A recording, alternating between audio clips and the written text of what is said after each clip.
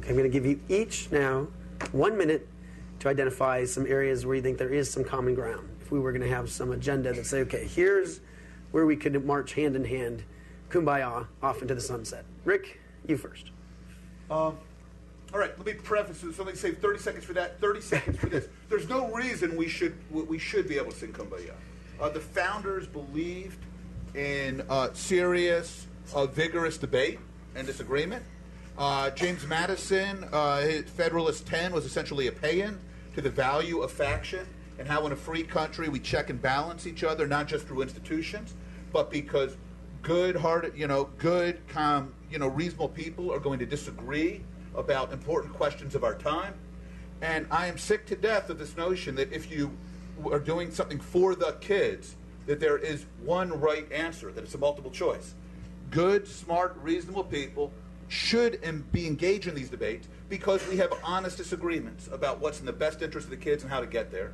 And I think we should be able to disagree vigorously, but with respect for one another. Couple points of agreement, I think, that are pretty clear.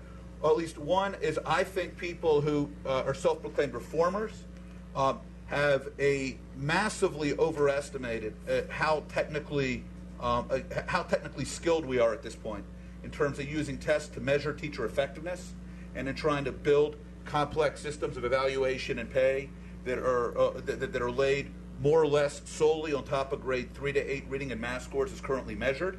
I think this is an error we made a century ago in the progressive era, and I think we have overshot the mark once again.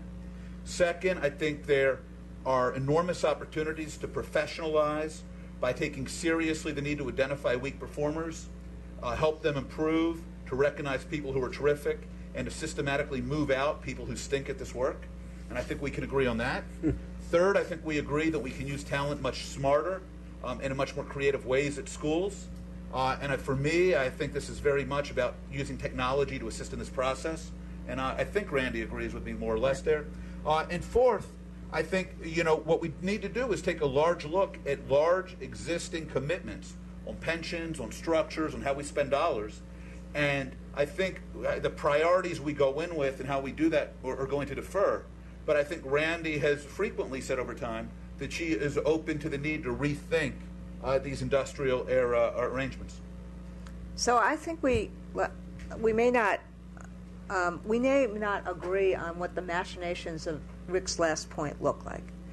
But I think what you're seeing here is there has to be an openness to not the goal of helping all kids achieve not only to their God-given potential, but to create opportunity for them to face the life they're going to face in an economy that changes at breakneck speed, in a democracy that needs to be rekindled.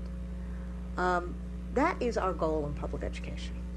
And we may have vigorous disagreements in terms of how to get there, but what you see here is an openness to explore different ideas.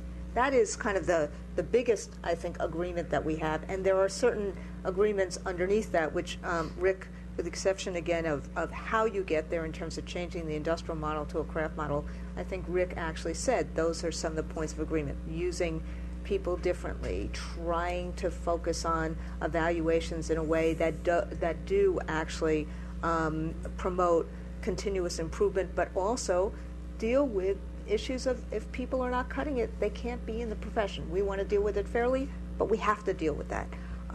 We may disagree with some of the other ways in which schools look and act, but we have to be open to new ideas and to doing things differently. Having said that, the one place of real disagreement is in Washington, D.C., we can debate the issues vigorously, and I totally and completely agree with Rick about the Madisonian democracy, and I really and focusing on how we ensure and enshrine our democracy and have those checks and balances are very important in a non-demagogic way. At the ground level, though, you have to find common ground, because at the end of the day, if you don't find common ground in terms of how you equip teachers with the tools and conditions to do their work, they're going to have to do this alone. And the one thing we've learned in terms of education is no one can do this alone. It does actually take a village to raise children, particularly in this complex world.